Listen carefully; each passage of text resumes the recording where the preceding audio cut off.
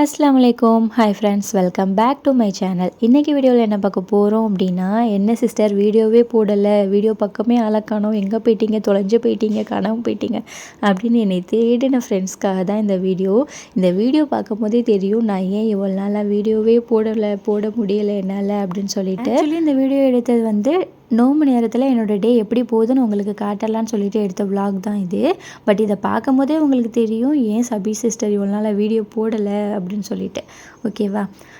இந்த இந்த வீடியோ எப்போ எடுத்தது அப்படின்னா, நோம்பு 21 அன்னைக்கு சஹரில் எடுத்தது. சஹருக்கு எஞ்சோடனே டீயை போட்டுட்டு நோம்பில் லாஸ்ட்டு 10 மட்டும் மாமாவும் என் ஹஸ்பண்டும் வந்து பள்ளியில் போய் சஹர் வச்சுட்டு வருவாங்க. ஸோ அவங்க கிளம்புனதோடையே இங்கேயுமே எங்கள் ஊர் பள்ளியிலையுமே தொழுகை வைக்கிறதுக்கு ஸ்டார்ட் பண்ணிட்டாங்களா. அங்கே ஓதிக்கிட்டு இருந்த சவுண்டெல்லாம் கொஞ்சம் நேரம் நின்று கேட்டுட்டு இருந்தேன், டீ கொதிக்கிற வர.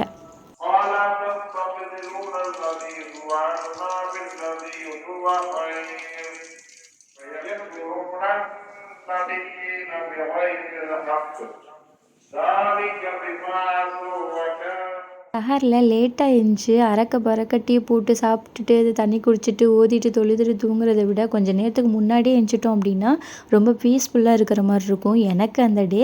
பட் நானுமே சில நேரம் அலாரம் அடிக்கிறதே காதில் விழுகாமல் தூங்கிடுவேன். பட் மோஸ்ட்லி நான் சீக்கிரம் முழிச்சிடும் அப்படின்னா நிம்மதியாக தஹஜ்ஜத் தொழுதுட்டு பொறுமையாக டீ போட்டு எல்லாமே எடுத்து வச்சுட்டு இந்த தொழுகை சவுண்ட்லாம் கேட்கும் போது ரொம்ப காமாக இருக்கும். அதனாலேயே நான் மோஸ்ட்லி சீக்கிரம் எழுந்திருவேன். சில நேரம் எனக்கே முடியாமல் அந்த அலாரம் சவுண்டு காதிலே விழுகாமல் செய்தான் தூங்க வைப்போம் பார்த்தீங்களா, அப்படி தூங்கினா தான் உண்டு. அந்த அன்னைக்கு சஹரில் என்ன வச்சுருந்தோம் அப்படின்னா, ஒயிட் ரைஸு, ரசம், மிளகு கறி, பீஃபில் செஞ்ச மிளகு கறி. சஹர் சாப்பாட்டில் என்ன இருக்கோ இல்லையோ கண்டிப்பாக எங்கள் வீட்டில் வந்து தயிர் இருக்கும். இந்த தயிர் வந்து வீட்டிலே உரைய வச்சது தான். நான் தயிர் வந்து நல்லா க்ரீமியாக பண்ணுறதுக்கு ஒரு டிப்ஸ் வந்து தர்றேன், வீடியோ வந்து ஃபுல்லாக பாருங்கள். சாப்பாடு எல்லாமே எடுத்து வச்சுட்டு தஹஜ்ஜத் தொழுதுட்டு அஸ்ரமா வந்து லைட்டாக எட்டி பார்த்தா நல்லாவே தூங்குனா. சரி தூங்கட்டும்னு சொல்லிட்டு குரான் எடுத்துகிட்டு ஓதுறதுக்காக ஆரம்பிச்சிட்டேன். أعوذ بالله من الشيطان الرجيم بسم الله الرحمن الرحيم ربما يود الذين كفروا لو كانوا مسلمين ذرهم يأكلوا ويتمتعوا ويلههم. ராஜா தொழுதுட்டு குரான் எடுத்துகிட்டு உட்காந்து ஓதுறல்ல, அப்போவே ஒரு ஜூஸு வந்து ஓதி முடிச்சுட்டு தான் எந்திரிப்பேன். ஏன் அப்படின்னா அதுக்கப்புறம் அஸ்ராமா வந்து என்னை ஓதுற விடவே மாட்டாள். குரானை வந்து கிழிக்கிறது, பிடிச்சி இழுக்கிறது அப்படி தான் பண்ணிக்கிட்டு இருப்பாள். அதனால நான் அந்த டைம்லேயே உட்காந்து ஒரு ஜூஸ் முடிச்சிடுவேன். அதுக்கப்புறம் இடையில அவள் தூங்கும் போது அந்த மாதிரி வந்து உட்காந்து ஓதுவேன். ஓதி முடிச்சுட்டு போய் குரானை வச்சுட்டு வீட்டில் எல்லோரும் எழுப்பிட்டு உட்காந்து சாப்பிட ஆரம்பித்தாச்சு. சாப்பிட்டு கரெக்டாக முடிக்கும் போது வந்து அஸ்ராமா எந்திச்சிட்டா. நான் போய் வேக வேகமாக கையை கழுவிட்டு வந்திருந்தேன். என் மச்சி வந்து தூக்கி வச்சுட்டு இருந்தா. அவள் தட்டினாலுமே தூங்கலை. நான் வந்தால் தான் அவள் தூங்குவாள். நான் வந்து அவளுக்கு வந்து எதுவுமே பண்ண தேவையில்ல, லைட்டாக தட்டிக்கிட்டு இருந்தால் போதும் அவள் பாட்டில் தூங்கிடுவாள். அவங்கள முழிச்சிருவாங்களோன்னு சொல்லிட்டு ஒரு ரூமில் இவ கிடப்பா, இன்னொரு ரூமில் என் மச்சி பொண்ணு கிடப்பா. எந்த பக்கமுமே சவுண்டு கேட்காம அமைதியாக சாப்பிட்டுட்டு அமைதியாக சகர் வச்சுட்டு தூங்கிடணும் அப்படிங்கிற மாதிரி தான் இருக்கும் மனசுக்குள்ளே. சாப்பிட்டுட்டு இருக்கும் போதே யாரோட கொலுசு சவுண்டாவது லைட்டாக கேட்டாலும் பக்கு பக்குன்னு இருக்கும், எவள் வரப்போறான்னு தெரியலையே அந்த மாதிரி.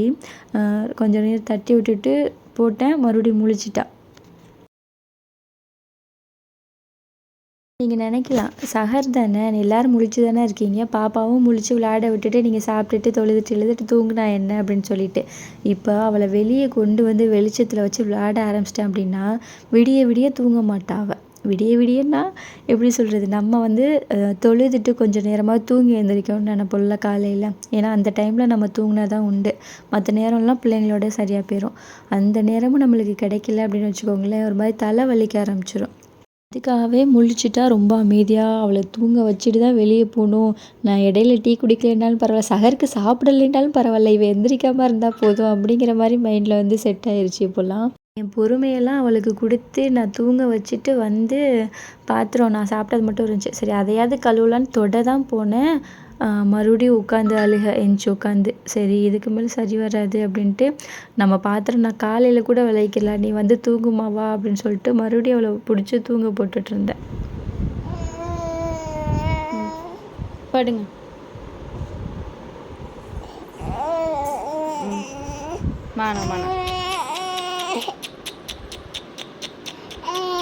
யார் வீட்டிலலாம் உங்களை வச்சு சஹரில் பேபி இப்படி விளையாடுறாங்கன்னு சொல்லுங்கள். நான் வந்து இவ்வளோ ஒன்றுமே பண்ண தேவையில்ல, சும்மா இப்படி தட்டணும், இல்லைன்னா பக்கத்தில் படுத்து கிடந்தாலே போதுங்கிற மாதிரி இருக்கா. மானா மீண்டும் மீண்டும் அஸ்ராவை தூங்க வச்சதுக்கப்புறம் லாஸ்ட்டாக மாமாவும் என் ஹஸ்பண்டும் சஹர் வச்சுட்டு வந்துட்டாங்க. வந்ததோடையே டீ சூடு பண்ணி அவங்க எல்லாருக்கும் ஊற்றிடலான்னு சொல்லிட்டு எல்லாருக்கும் டீயை ஊற்றிட்டேன். ஊற்றுனதுக்கப்புறமும் என்ன தான் நம்ம காலையில் பாத்திரம் விளக்கிக்கலான்னு சொன்னாலும் மனசு கேட்காதுல்ல. அதனால் பாத்திரம் எல்லாத்தையும் கழுவிட்டு கிச்சனை கொஞ்சம் நீட்டாக வச்சுட்டு அதுக்கப்புறம் தான் நான் உட்காந்து டீ குடித்தேன்.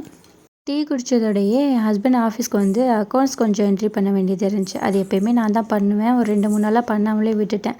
அதனால் அதுவும் கொஞ்சம் நிறைய ஆயிடுச்சா, சரி உட்காந்து அதை ஃபஸ்ட் பண்ணிடலாம் அப்படின்னு சொல்லிட்டு அதையும் பண்ணிவிட்டு சைட் பை சைட் தண்ணியுமே குடிச்சிட்டு நகர் வச்சுட்டு தொழுதுட்டு தூங்கிட்டேன். அதுக்கப்புறம் காலையில் தான் வீடியோ எடுத்திருந்தேன்.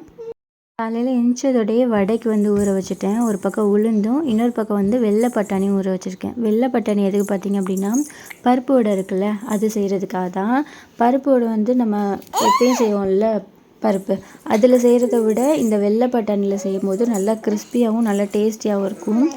இதை வந்து நிறைய தண்ணி ஊற்றி ஊற வைக்கணும். நார்மலாகவே பருப்பு வடைக்கு வந்து 1 2 அரைப்போம்ல, கொஞ்சம் கடலை கடந்தா இருந்தால் நல்லாயிருக்கும் அப்படின்னு சொல்லிட்டு. அப்படி இல்லாமல் இது வந்து நல்லாவே அரைக்கணும். நான் உங்களுக்கு பார்த்துமா இது வந்து அரைக்கும் போது உங்களுக்கு காட்டுறேன். ஊற வச்சோடனே அடுப்பில் வந்து ரோஸ் மில்க்குக்கும் அகரகருக்கும் வந்து அடுப்பு பற்ற வச்சு பால் எல்லாமே வச்சுட்டேன். இதெல்லாம் பண்ணும்போது சில நேரம் எங்கள் மாமிகிட்ட இருப்பாள், சில நேரம் டிவி பார்ப்பா, சில நேரம் விளாண்டுக்கிட்டு இருப்பா. ஆனால் முக்கால்வாசி நேரம் இந்த மாதிரி கவுண்டர் டாப்பில் தான் உட்காந்துருப்பா அஸ்ரா.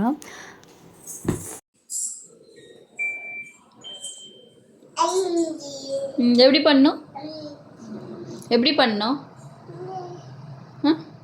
இப்படி உட்கார வச்சு பண்ணுறது பழகிருச்சுன்னு ஒரு பக்கம் சொன்னாலும் சில நேரம் பயமாகவும் இருக்கும். ஏன்னா குழந்தைங்க தானே, படக்குன்னு எதுலையாவது கை வச்சுருவாங்க, நம்மளே ஏதாவது கட் பண்ணிவிட்டு கத்தியை வச்சுருவோம், பிள்ளைங்க எடுத்துருவாங்களோங்கிற பயம் இருக்கும். இதனாலே மோஸ்ட்லி நான் வீடியோ எடுக்கிறதுக்கு ரொம்ப பயப்படுவேன். நம்ம வீடியோவில் கான்சன்ட்ரேட் பண்ணிவிட்டு பிள்ளையை விட்டுருவோமோ அப்படின்னு சொல்லிட்டு மாமிகிட்ட மச்சிகிட்ட பிள்ளையை விட்டுட்டு வந்து நான் வேலை பார்த்தேன் அப்படின்னம்மா, கொஞ்சம் நேரம் அமைதியாக இருமா ப்ளீஸ்மா. வீடியோ எடுத்தேன் அப்படின்னா எடுக்கலாம், ஆனால் அவள் வந்து இருக்க மாட்டாள், அழுதுகிட்டே இருப்பாள். நான் போகிற வரை அழுதுகிட்டு இருப்பாள். சில நேரம் டிவி பார்த்துட்டு அமைதியாக இருப்பாள், ஆனால் முக்கால்வாசி நேரம் அழுதுகிட்டு இருப்பாள்ல. அதனால் வேகமாக வேலையை முடிச்சுட்டு பிள்ளைகிட்ட போகணும் அப்படிங்கிற தாட்டு தான் இருக்கும். வீடியோ எடுக்கிறதுக்கு வந்து அந்த நேரத்தில் எனக்கு மைண்டே போகாது. பிள்ளையை பார்க்கணுமே, சீக்கிரம் போய் பிள்ளையை தூக்கணும், அழுகுறாளே அந்த மாதிரி ஆயிரும். இன்னொன்று, நான் வீடியோ எடுத்தாலும் அவள் வாய்ஸ் ஓவர் கொடுக்கறதுக்கு விடவே மாட்டாள். இப்போ பார்த்தீங்களா, அவளை தூங்க போட்டுட்டு தான் நான் வாய்ஸ் ஓவர் கொடுக்க ஆரம்பித்தேன். ஒரு காவாசி ஸ்டார்ட் பண்ணும்போது வரை இவள் சவுண்டே இருந்திருக்காது. இப்போ வந்து பார்த்திங்களா முழிச்சிட்டா. ஏன் அப்படின்னா இவளுக்கு வந்து ஃபேன் ஓடணும், ஃபேன் சவுண்டாவது கேட்கணும், அந்த மாதிரி ஆள். நான் வந்து ஏசி போட்டுட்டு ஃபேன் ஆஃப் பண்ணேன் அப்படின்னா அவள் முழிச்சிடுவாள். எவ்வளோ தான் நம்ம ஏசி கூலிங்கில் வச்சுருந்தாலும் அந்த ஃபேன் சவுண்டு வந்து இவளுக்கு கேட்கணும். சரி, ஓகே. அகருக்கு ரோஸ் மில்க் எல்லாத்துக்குமே கலந்து வச்சுட்டு இவளை வந்து குளிக்க வைக்கிறதுக்காண்டி வந்துட்டேன்.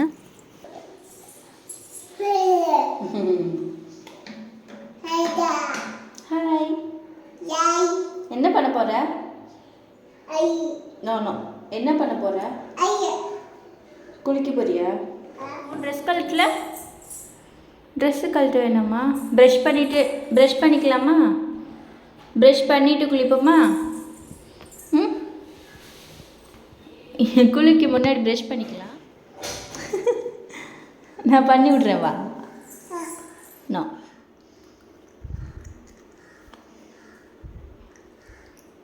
தூ.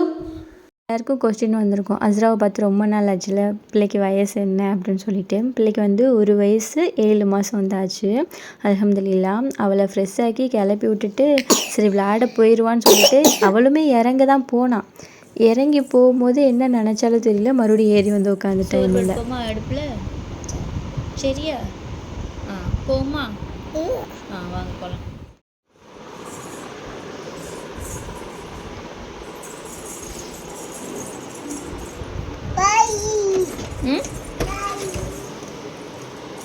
போங்க.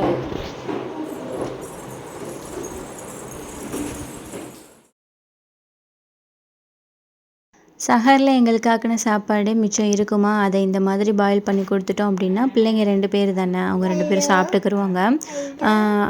அதே ஒரு பக்கம் பாயில் பண்ண வச்சுட்டு, பால் வந்து நல்லா ஆறிடுச்சு. ரோஸ் மில்க்கு, பாதாம் மில்க் இது மாதிரி என்ன நீங்கள் செய்கிறீங்கனாலும் பாலில் வந்து ஜீனிலாம் போட்டு காய்ச்சிடுவீங்கள, காய்ச்சிட்டு பால் நல்லா ஆறினதுக்கப்புறம் அதில் பால் பவுட்ரு போட்டு நீங்கள் கலந்துக்கிட்டீங்க அப்படின்னா ஜூஸ் வந்து நல்லா திக்காக இருக்கும். அது வந்து குடிக்கிறதுக்கே ரொம்ப சூப்பராக இருக்கும்.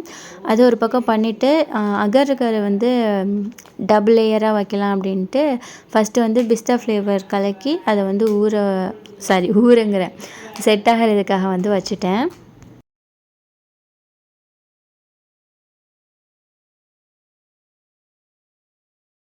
அது செட் ஆகிற கேப்பில் பால் வந்து இன்றைக்கி ரோஸ் மில்க் செய்யலை, இது தான் செஞ்சுருந்தேன். அது என்ன, பிளாக் கரண்ட் ஃப்ளேவரில். இது வந்து இதோட எசன்ஸில் வந்து சர்பத் ஃப்ளேவர்னு சொல்லி போட்டிருக்கோம். பட் இதோட டேஸ்ட் வந்து பிளாக் கரண்ட் டேஸ்ட் வந்து இருக்கும். ரொம்ப மைல்டான பிளாக் கரண்ட் இருக்கும், ரொம்ப திக்காக இருக்காது. அதை லைட்டாக கலந்துட்டு அதை வந்து வடிகட்டி வச்சுருவேன். அதை மிக்ஸ் பண்ணதோடையே பாதாம் வந்து அகரகரில் போடுறதுக்காக கட் பண்ணலாம் அப்படின்னு சொல்லிட்டு அதுதான் எடுத்து வச்சுருந்தேன். அசரக்கு வந்து பாதாம் வந்து பிடிச்சிருக்கு. நான் இந்த வீடியோவுக்கு அப்புறம் தான் அப்பப்போ கொடுக்கும்போது நல்லாவே சாப்பிட்றா. அதை நான் அவளை வச்சுட்டே கட் பண்ணிகிட்டு இருந்தேன், அவளும் கொஞ்சம் எடுத்து எடுத்து சாப்பிட்டுட்டு இருந்தான். சைட் பை சைடு இதுவுமே நல்லா செட் ஆகி வந்துருச்சு. அதில் லைட்டாக ஃபோர்க் வச்சு குத்தி விட்டுட்டு அதுக்கு மேலே ரோஸ் கலர் ஃப்ளேவர் வச்சுருந்தேன். அது ஒரு லேயர் வந்து ஊற்றிட்டேன். அது கூடவே இது வந்து ஊற வச்சுருந்தேன், சப்ஜா சீடும் அதோட மிக்ஸ் பண்ணி வச்சுட்டு பாதாம் வந்து நறுக்கி வச்சுருந்தேன் இல்லையா, அதை வந்து அந்த செட் ஆகிறதுக்கு முன்னாடியே போட்டுட்டோம் அப்படின்னா தான் அந்த பாதாமும் அந்த அகரகரும் கொஞ்சம் ஜெல்லாகி இருக்கும், ஒட்டி இருக்கும். அதனால அதை உடனே போட்டுட்டேன். பிள்ளைகளுக்கு சாப்பாடு கொடுக்கறதுக்காக ரசமும் மிளகு கறியும் சூடு பண்ணிகிட்டு இருந்தேன். மச்சி வந்து வீடை வந்து ஒதுங்க வச்சு கூட்டி முடிச்சிட்டேன்.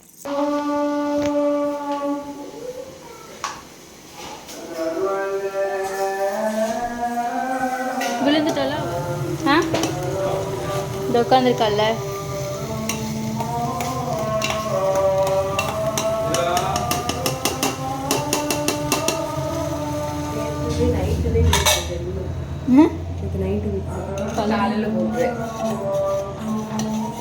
ஒரு 10 நிமிஷம் கழிச்சு பாரு, இதை விட நிறைய குப்பை வரும்.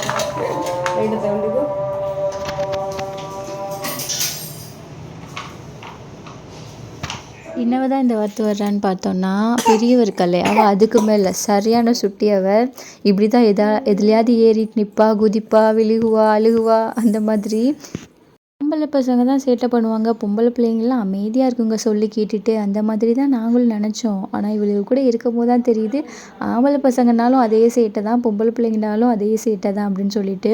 இந்த ஜூஸில் போடுறதுக்காக அகர் வந்து கொஞ்சோண்டு தண்ணியில் வந்து காய்ச்சி வச்சுருந்தேன், வெண்ணிலா ஃப்ளேவர் ஊற்றி. அதுவுமே நல்லா செட் ஆகி வந்துருந்துச்சா, அதையுமே நல்லா குட்டி குட்டியாக கட் பண்ணி அந்த ஜூஸில் வந்து போட்டதோட பாத்திரம் வந்து எப்படி தான் குமின்னு தெரியாதுல்ல, நோம்பு நேரத்தில் என்ன பறக்கத்தாக இருக்கோ இல்லையோ இந்த பாத்திரம் மட்டும் பறக்கத்தாக இருக்கும்ல, அந்த மாதிரி தான் பாத்திரம் ஒரு பக்கம் குமிய ஆரம்பிச்சிருச்சு. சரின்னு அதையுமே ஃபுல்லாக வந்து வாஷ் பண்ணி போட்டுட்டேன். கொஞ்சம் நேரம் ரெஸ்ட் எடுத்துகிட்டு அப்புறம் வரலான்னு நினச்சி நம்ம போய் உட்காருவோமா, அப்போ தான் என் மக ஒரு வேலை பார்ப்பா. எங்கே வரணும்?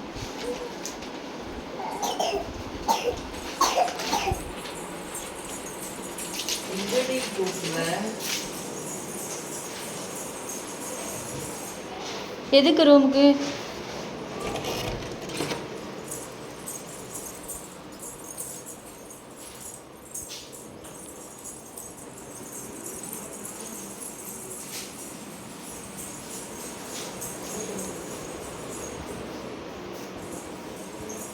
உன் இஷ்டத்துக்கு என்ன இழுத்துக்கிட்டு இருக்க? பிஸ்கட்டா வேணும், பிஸ்கட்டா வேணும், பிஸ்கட்டா வேணும். வா வாங்க. தண்ணி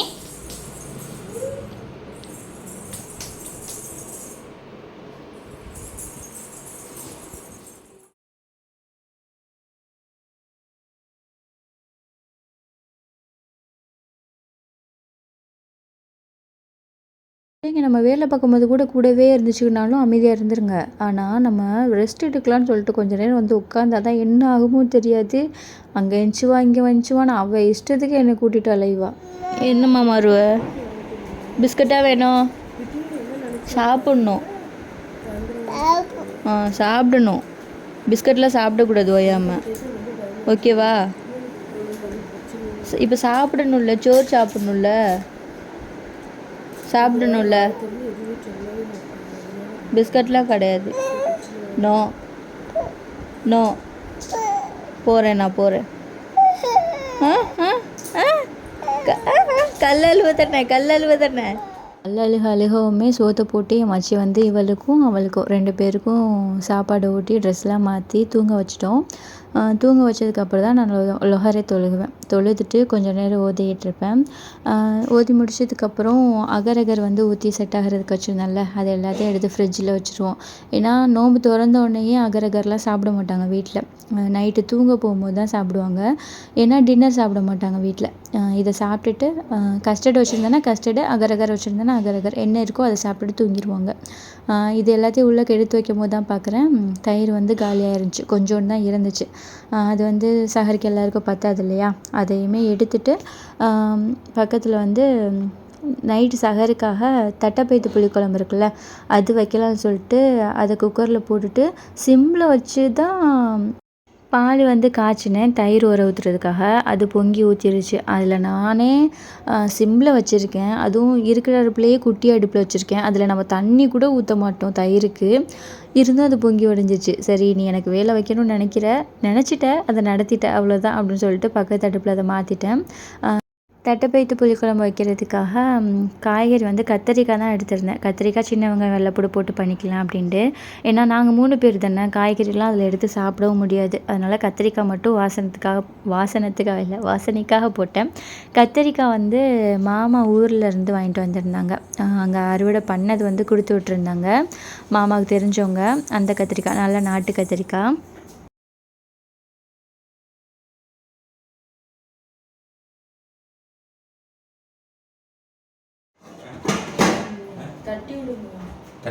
தட்டி விட்டாலும் தண்ணி மிதிச்சு தள்ளி விட்றா.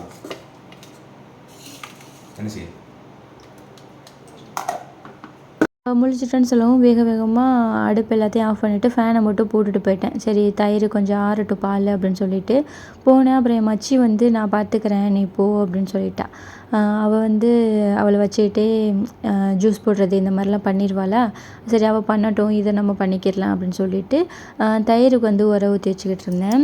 தயிர் வந்து நான் சொன்ன மாதிரி நல்லா வற்ற விட்டு காய்ச்சிட்டு அதில் வந்து ஒரு 3 ஸ்பூனு வந்து தயிர், உங்கள்கிட்ட இருக்கிற தயிர் போட்டுக்கோங்க. அது கூட 2 ஸ்பூன் மட்டும், நீங்கள் 1/2 லிட்டரு பால் காய்ச்சிறீங்க அப்படின்னா 2 ஸ்பூன் மட்டும் பால் பவுடர் இருக்கு இல்லையா, அது கலந்து அது நல்லா விக்ஸ் வச்சு அடிச்சிருங்க. விஸ்க் வச்சு அடிச்சிட்டிங்க அப்படின்னா நல்லா முறை வரணும். நீங்கள் அடிக்கிறது வந்து நல்லா முறை வரணும். அந்த மாதிரி 2 கையும் வச்சு மத்து கடையும் இல்லையா, அந்த மாதிரி வந்து கடைஞ்சி அடித்து வச்சுக்கோங்க. இப்படி நம்ம தயிர் ஊற்றி வைக்கும் போது பால் பவுட்ரு போடுறதுனால நல்லா க்ரீமியாக இருக்கும் தயிர். நம்ம டப்பாவில் தயிர் வாங்குவோம்ல, அதில் இருக்கும்ல க்ரீமியாக, அந்த மாதிரி நல்லா க்ரீமியாக இருக்கும். ரொம்பவும் புளிக்காது. சோறோடு வச்சு சாப்பிடும் போது சூப்பராக இருக்கும் தயிர். இன்ஷால்லா கண்டிப்பாக ஒரு தடவையாவது ட்ரை பண்ணி பாருங்கள் இந்த மாதிரி. அதுக்காக ரொம்ப க்ரீமியாக இருக்கணும்னு சொல்லிட்டு நிறைய ஸ்பூன் வந்து இது போட்டுறக்கூடாது, பால் பவுட்ரு. ரொம்ப பால் பவுட்ரு போட்டுட்டோம் அப்படின்னா ஒரு மாதிரி நெருன்னு இருக்க ஆரம்பிச்சிடும். 2 ஸ்பூன் மட்டும் போடுங்க 1/2 லிட்டரு பாலுக்கு. சைட் பை சைடு வந்து தட்டைப்பயித்து புளிக்குழம்புமே வச்சு முடிச்சிட்டேன். நல்லா எண்ணெய் பிரிய நல்லா கொதிச்சுக்கிட்டுருக்கு. அது கூட வந்து சைடிஷ்க்கு வந்து இது தான் வச்சுருந்தேன், பீட்ரூட் பொரியல் தான் வச்சுருந்தேன். தட்டைப்பயித்து புளிக்குழம்பு, பீட்ரூட் பொரியல் ரொம்ப சூப்பராக இருந்துச்சு. தட்டைப்பயித்து புளிக்குழம்பு வந்து நல்லா அது வற்றுனதெல்லாம் நல்லாயிருக்கும். அதனால நல்லா கொதிக்க விட்டு வச்சிட்டு இருந்தேன். ஏன்னா நாங்கள் 3 பேர் தான், நிறையா வச்சுருந்தாலும் எங்களுக்கு தேவையில்லை. கொஞ்சோண்டு சாப்பிட்டாலும் நல்லா டேஸ்டியாக சாப்பிடணும்ல, அதனால இப்படி நல்லா வற்ற வச்சு ரெடி பண்ணி எடுத்து வச்சுட்டேன். காலையில் ஊற வச்சுருந்தோம் இல்லையா வெள்ளை பட்டாணி, அதை வந்து தண்ணியே இல்லாமல் எடுத்துட்டு அதில் 2 பல் வந்து வெள்ளைப்பூடு, 1 ஸ்பூன் வந்து பெருஞ்சீரகம் இருக்கு இல்லையா சோம்பு, அதையுமே போட்டு அதை வந்து அரைச்சி எடுத்துக்கிட்டேன். அதை அரைச்சி எடுத்ததுக்கப்புறம் உளுந்தையுமே அரைச்சிட்டேன். உளுந்து அரைக்கும் போது என்ன போடுவேன்னா 2 ஐஸ் க்யூப்பு. உளுந்து அரைக்கும் போது நம்ம தண்ணி ஊற்றாமல் அந்த ஐஸ் க்யூப்பில் உள்ள தண்ணியே போதும். உளுந்து நல்லா பொங்க பொங்க நம்ம ஆட்டி எடுத்துடலாம். நல்லா பொங்க பொங்க ஆட்டி எடுத்தால் தான் சாஃப்டாகவும் இருக்கும் நல்லா. அதுக்கப்புறம் அஸ்ராவும் கொஞ்சம் அழுதுட்டு இருந்தாளா, லைட்டாக அவளை போய் எட்டி பார்த்துட்டு இங்கே உள்ளது எல்லாமே ரெடி ஆகிருச்சு. அது எல்லாமே ஒதுக்கி வச்சுட்டு வடை தான் சுட்டலான்னு போனேன். அதுக்கப்புறம் பாத்திரம் கிடக்கிறத பார்த்து மனசு கேட்கல. இதை விலைக்கு முடிச்சுட்டு நம்ம மைண்ட் ஃப்ரீயாக வடை சுட்டுக்கலாம் அப்படின்னு சொல்லிட்டு பாத்திரம் தான் வாஷ் பண்ணிகிட்டு இருந்தேன். நான் ரொம்ப நாள் வீடியோ போடாமல் இருக்கவும் சரி நம்மளெல்லாம் மறந்துருப்பாங்க அப்படின்னு தான் நினச்சிட்டு இருந்தேன். ஆனால் நான் யூடியூப் ஸ்டூடியோக்குள்ளே போயிட்டேன் அப்படின்னாலே எனக்கு கமெண்ட்டில் ஏன் சிஸ்டர் வீடியோ போடல, வீடியோ போடுங்க வீடியோ போடுங்கன்னு சொல்லிட்டு நிறைய பேர் எனக்கு கமெண்ட் பண்ணியிருப்பாங்க. நான் உண்மையாக தான் சொல்கிறேன். நான் அந்த வீடியோக்காகவோ அதுக்காகலாம் சொல்ல. அதே மாதிரி நான் வெளியே போனேன் அப்படின்னாலுமே ஹஸ்பண்ட் கூட போனேன்னா ஹஸ்பண்டை வச்சு என்னை கண்டுபிடிச்சிருவாங்க. நீங்கள் சபிஜியா விலாக் சபி தானே அப்படின்னு சொல்லிட்டு, எப்படி இருக்கீங்க அப்படின்னு சொல்லிட்டு என்கிட்ட பேசுவாங்க. வீடியோ போடுங்க சிஸ்டர்னு சொல்லுவாங்க. எனக்கு அந்த நேரம்லாம் ரொம்ப கில்ட்டாக இருக்கும். உண்மையை சொல்லணும்னா வீடியோ போடாமல் இருக்கோமே, எப்போ போட போகிறோம், சீக்கிரம் போடணும் அப்படின்னு சொல்லிட்டு ரொம்ப கில்ட்டாகவே இருக்கும். அது மாதிரி அக்காவுமே என்று சொல்லிட்டே இருப்பாங்க, இப்போ தாண்டி வீடியோ போட போகிற, இப்போ தாண்டி வீடியோ போட போகிற அப்படின்னு சொல்லிட்டு. அக்காவோட சேனலில் கமெண்ட்ஸ்லேயுமே நிறைய பேர் வந்து கேட்டிருந்தீங்க, சபி சிஸ்டர் இப்போ வீடியோ போட போகிறாங்க, இனிமேல் வீடியோ போட மாட்டாங்களா அப்படின்னு சொல்லிட்டு. எனக்கு இதனால தான் பிள்ளைய வச்சுட்டு எனக்கு பண்ணுறதுக்கு வந்து கொஞ்சம் எப்படி சொல்கிறது, அதான் சொல்கிறேன்ல, இவள் என்னையவே தொத்திக்கிட்டே இருக்காளா, அதனால் நான் இவளை விட்டுருவனோ, இல்லை நான் அழுக வச்சுட்டு பண்ணேன்னா எனக்கும் அது ஒரு பக்கம் கில்ட்டாக இருக்கும். பிள்ளைய அழுக வச்சுட்டு இப்படி பண்ணுறோமே அப்படின்னு சொல்லிட்டு. நான் வீடியோ போடாமல் இருந்தாலுமே இந்த பக்கம் ஒரு மாதிரி கில்ட்டாக இருக்குது. ஃப்யூச்சரில் எனக்கு வந்து பிள்ளையும் வேணும், வீடியோவும் வேணும், சேனலும் வேணும் அப்படின்ட்டு இருக்கும் போது ரெண்டையுமே நான் விட்டுறக்கூடாதுல்ல. அதுக்காண்டியே ஒரு மாதிரி மைண்டு கொலப்ஸ் ஆகி இப்போ தான் கொஞ்சம் தெளிவாக ஆகியிருக்கேன். பரவாயில்ல, பிள்ளையை ஒரு பக்கம் சமாளித்து இதையும் ஒரு பக்கம் சமாளிக்கணும் அப்படின்னு சொல்லிட்டு. இன்ஷா அல்லாஹ் இப்போ கொடுத்த மாதிரி சப்போர்ட் நீங்கள் எனக்கு எப்பயுமே கொடுப்பீங்கன்னு சொல்லிட்டு நான் நம்புகிறேன். அது எனக்கு வேணுமே கூட. சில பேர்லாம் கமெண்ட் பண்ணியிருக்கும் போது நான் ரிப்ளை கூட பண்ணியிருக்க மாட்டேன். ஏன்னா அந்த கமெண்ட்டை ஏன் வீடியோ போட மாட்டீங்கன்னு சொல்லி அந்த கமெண்ட்டை பார்த்தோன்னே எனக்கு ஒரு மாதிரி கில்ட் ஆயிரும். எனக்கு அதுக்கப்புறம் என்ன பேசுகிறதுனே தெரியாது அவங்கக்கிட்ட. வீடியோ போட்டுருவேன் சிஸ்டர்ன்னு அதுக்கு முன்னாடி சொல்லியிருப்பேன். மறுபடியும் வந்து கேட்டிருப்பாங்களா, மறுபடியும் நம்ம எப்படி வீடியோ போட்டுருவேன்னு சொல்கிறது, நம்ம போட மாட்டோமே அப்படின்னு சொல்லிட்டு ஒரு மாதிரியாக இருக்கும். அவங்களுக்குலாம் நான் சாரி கேட்டுக்கிறேன். நான் இவ்வளோ நாள் வீடியோ போடாமல் இருந்ததுக்கும் சாரி கேட்டுறேன். இனிமேல் நல்லா முடிஞ்ச வரை நான் வீடியோ கொடுப்பேன். பேசிகிட்டே விசில்ஸும் வாஷ் பண்ணிவிட்டு வடையுமே சுட ஆரம்பிச்சிட்டேன். எனக்கு ரொம்ப பெர்ஃபெக்டாலாம் வடை ரவுண்டாலாம் சுட தெரியாது. ஏதோ எனக்கு கையில் போட தெரியுங்கிற அளவுக்கு வடை சுட தெரியும், அவ்வளோதான்.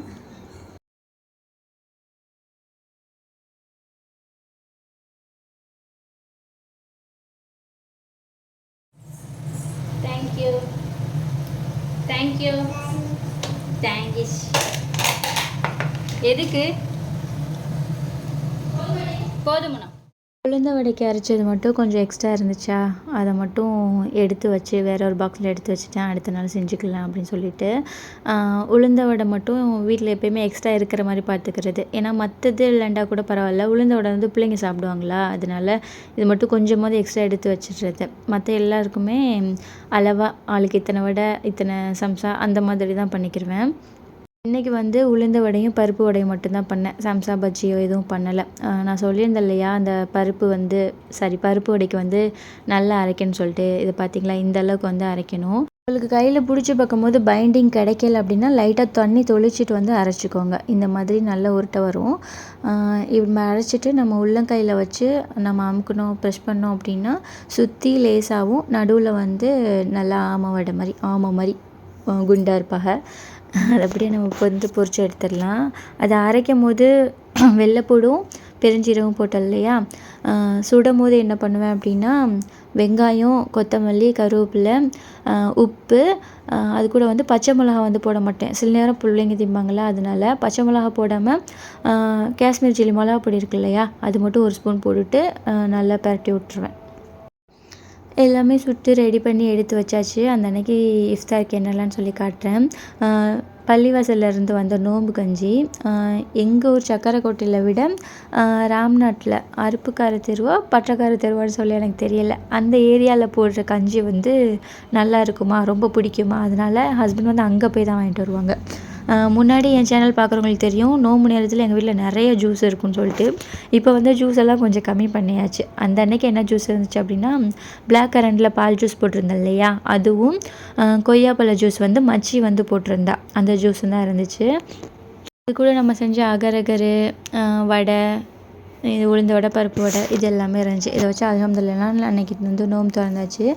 நோன்பு திறந்துட்டு கொஞ்சம் ரெஸ்ட் எடுத்துகிட்டு தொழுதுட்டு இசாலாம் தொழுதுட்டு அஸ்ராமாவுக்கு வந்து லைட்டாக வந்து சாப்பாடு வந்து நைட்டுக்கு எதாவது செஞ்சு கொடுத்துட்டு தொழுகிறதுக்காக வந்து கிளம்பிட்டோம். தொழுகிறதுக்கு வந்து எப்பயுமே வீட்டில் தான் தொழுவோம். இப்போ வந்து அஸ்ராமா வந்து ரொம்ப அடம் பண்ணுறாங்களா, தொழுக விட மாட்டேங்கிறாங்க. திராவியா வந்து கொஞ்சம் 8 ரக்காத் 20 ரக்காய் கொஞ்சம் நீளமாக தொழுகிறதுனால அவ்வளோ நேரம் அமைதியாக இருக்க மாட்டா. அதனால என்ன பண்ணுவோம் அப்படின்னா, என் அக்கா வீடு வந்து இது ராம்நாட்டில் தான் இருக்குது. பெரியம்மா மக அக்கானா எங்கள் அம்மாவோட கூட பிறந்த அக்கா, அவங்களோட பொண்ணு. அவங்க வீடு வந்து ராம்நாட்டில் தான் இருக்கா. அங்கே போய் வந்து தொழுதுட்டு வந்துடுவோம். அவங்க வீட்டில் வந்து தொழுகலாம் வைக்கல, அவங்க வந்து தொழுவாங்க. பெரியம்மா, அக்கா, அக்காவோட மாமி அவங்க 3 பேர் தொழுவாங்க. அவங்க கூட சேர்ந்து நானும் ஜாயின் பண்ணி அங்கே வந்து தொழுதுட்டு வந்துடுவேன். இங்கே வந்து அக்கா பொண்ணுலாம் இருக்கிறதுனால அங்கே வந்து அஸ்ராம் வந்து நல்லா விளாண்டுட்டு இருப்பாள். சில நேரம் வந்து கொஞ்சம் நேரம் அழுகுவா, அதுக்கப்புறம் அவள் கூட போய் விளையாடுவா, கொஞ்சம் நேரம் வந்து அழுகுவா, அப்படியே சரியாயிடுவா. அங்கே வந்து அல்ஹம்துலில்லாஹ் தொழுதுட்டு அஸ்ராமா வந்து இப்போ வீடு அங்கெல்லாம் பழகிட்டாங்களா, அதனால் எது எதை எங்கே வைக்கணும்லாம் கொஞ்சம் தெரிஞ்சிருச்சு. சல்லாவா அவங்கள்ட்ட தொழுதுட்டு எடுத்து கொடுத்தோன்னா அங்கே போய் வச்சுட்டு வந்துடுவாங்க. எப்பயுமே நாங்கள் டீ குடிப்போமா தொழுது முடித்தோன்னே, அந்த அன்றைக்கி வந்து அஸ்ராமாவுக்கும் தனியாக கப்பு கொடுத்து அக்கா வந்து டீ ஊற்றி கொடுத்துருந்தாங்க. அதை வந்து அழகாக உட்காந்து குடிச்சிட்டு இருந்தா. அது குடிச்சிட்டு இருக்கும்போதே அக்கா வந்து சஹருக்கு அங்கே வந்து மீன் பொரிச்சிருந்தாங்களா, நல்லா சீலா மீன் நல்லா பெரிய மீனாக இருக்கவும் பொரிச்ச உடனேயே அஸ்ராவுக்கு வந்து எடுத்து கொடுத்துருந்தாங்க. அதையுமே அவங்களுக்கு ஊட்டி விட்டுட்டு வீட்டுக்கு வந்து கிளம்பி வந்துட்டோம். அகர் அகர் வந்து டபுள் லேயர் பண்ணியிருந்தேன் இல்லையா, அதை வந்து எடுத்து பார்த்தேன். சூப்பராக அழகாக செட் ஆகி வந்துருந்துச்சு. தனித்தனியாக வராமல் ரெண்டுமே நல்லா மிங்கிள் ஆகி வந்துருந்துச்சு. இன்றைக்கி இந்த விலாகை இதோட முடிச்சுக்கிறேன். நெக்ஸ்ட் வீடியோ சீக்கிரமே பார்க்கலாம். வீடியோ பிடிச்சிருந்துச்சி அப்படின்னா லைக் பண்ணிக்கோங்க. புதுசாக பார்க்குறீங்க அப்படின்னா ப்ளீஸ் சப்ஸ்கிரைப் பண்ணிக்கோங்க. தேங்க்ஸ் ஃபார் வாட்சிங்.